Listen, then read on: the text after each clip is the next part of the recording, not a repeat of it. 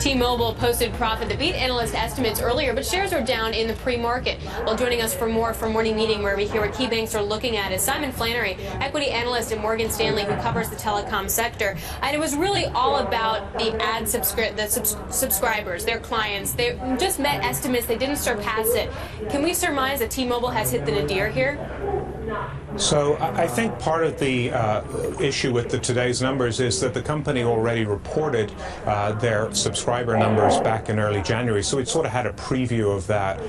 They did provide some constructive long-term guidance with these results, but the other thing that I think is overhanging this is the introduction of unlimited data usage by Verizon yesterday, which is something that they haven't offered since 2011. So I think there is a concern about accelerating wireless wars, which is weighing on the whole sector. Right, Simon, and T-Mobile has really prided itself on offering low price and unlimited data, and that's come at the expense of their margins in some capacity, but that was okay because they were getting all these subscribers. How competitive can Verizon be on that? Verizon has a very strong network, and I think they have seen their customer growth slow over the last few years because people have really wanted to go to unlimited. We're seeing more streaming type services, more music, more video. And if you've got teenage children, you don't want to be trying to figure out how much they're using and if they're going over their allowance. So I think the simplicity of unlimited is very attractive.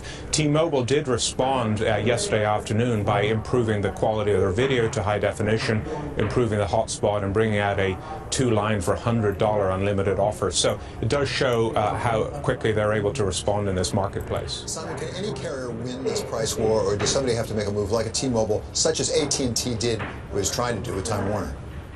Sure. So what we've seen in 2016 and really for the last several years is T-Mobile has been taking the majority, or in fact all, of the industry growth, and yet they still only have market share in the mid-teens. And we've looked at other examples around the world of these insurgent types, and that there is the ability to take more share here. They're expanding geographically into markets where they really haven't been competitive as their market has got built out. They're moving into areas like enterprise. But you're right, we are seeing a lot.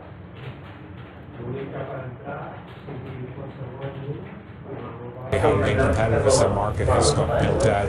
They're moving into areas like enterprise. But you're right, we are seeing a lot.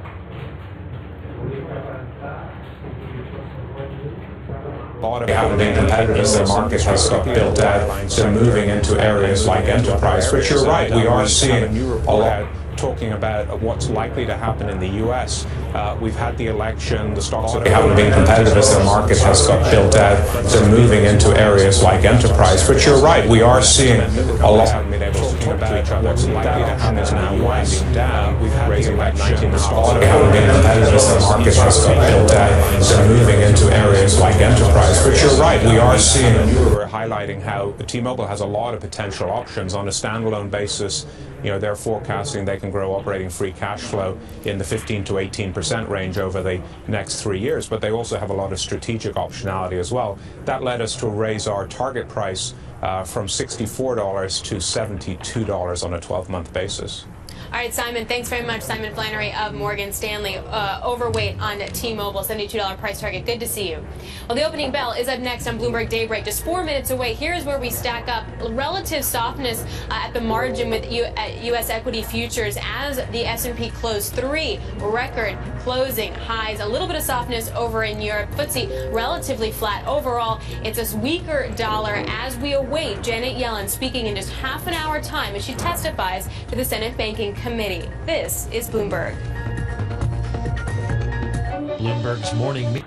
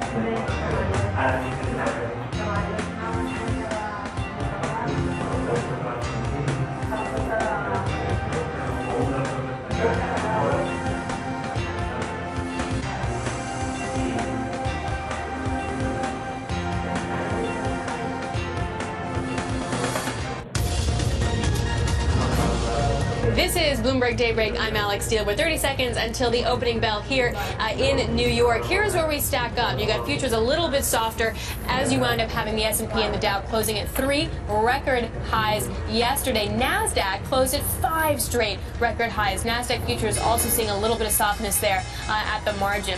In other asset classes, the story continues to be a relatively weaker dollar, although the dollar index off the highs, off the lows, I should say, of the session. The 10-year yield pretty much goes nowhere, seeing marginal buying as we head into Janet Yellen's testimony. You had seen marginal selling earlier in the session, and you continue to have crude grinding its way higher as you have the weaker dollar and potential OPEC cuts as well. Let's get this market open. Here's Abigail Doolittle. Abigail? Well, Alex, we are looking at the first down open for U.S. stocks in 4 days. We're looking at very small losses on the open after those record highs that you talked about. But it does look like investors are treading water ahead of Fed Chair Janet Yellen, with the markets basically unchanged. And interestingly, this is fitting to a macro theme for stocks that we've been following. When we hop into the Bloomberg and we take a look at BTV 5611, this shows that the S&P 500 has not made a 1% move up in 46 days or a 1% move down in 86 days. There's the last 1% move up. There's the last 1% move down. That down streak, that's the first time this has happened since 2006. So investors are really stuck in a range. But it is worth noting the last time this happened back in the summer, it did cause some pretty big volatility. So when this range of complacency breaks, it could be on some big moves up or down. One sector, though, that is moving in a decided direction, the autos. We do have all of the auto stocks trading nicely higher, especially General Motors, along with Fiat Chrysler. This on the news that Peugeot's owner, PSA, is considering buying GM's European unit Opel. GM is saying that they want multiple billions of dollars for this. It'll be interesting to see whether it happens. But the reason this is setting off a rally here for these automakers, it could be sparking consolidation hopes, with Goldman Sachs saying that Fiat Chrysler is the best position for some sort of wave of consolidation, Alex. Great stuff. Thank you so much, Abigail. Well, with us now is Julian Emanuel. He's UBS Securities and U.S. Equity and Derivatives Executive Director. To kind of dovetail off of what Abigail was saying, it's kind of my chart of the year. It's the VIX versus global policy uncertainty. I feel like I hammer this home the whole time. Huge uncertainty, that blue line, but the VIX right around levels that we haven't seen since 2007. Help me explain this divergence. Well, the policy uncertainty, I think, is pretty self-explanatory. You know, we're really seeing, political, Confusion? best word, confusion, not just here, but elsewhere. I mean, all through Europe. China has a party Congress in September that's going to set the course of the next 5 years. And so from that perspective, rather than selling their stocks and creating volatility, investors, for the most part, repositioned based on the prospects for growth, based on the prospects that animal spirits could revive with these confidence measures, and now we're in a wait-and-see mode. And so rather than sell the stocks, as I said, there's really just, sort of an absence of trading, of back and forth as it was. So what do you do with that? I mean, how do you position yourself to deal with that uncertainty, to deal with low volatility when you don't know how to model your earnings estimates because you don't know what the fiscal policy is going to be? Well, the first thing you have to do is recognize that the range of outcomes is much wider than normal. I mean, if you think about it, this far in, and particularly coming off of fourth quarter of 2016, which is the first very good earnings quarter in a couple of years, one would expect sort of a tighter range, anywhere from sort of 5% growth to 7 or 8% growth. We're seeing numbers that range from 3 to 4% growth to 12 to 14% growth.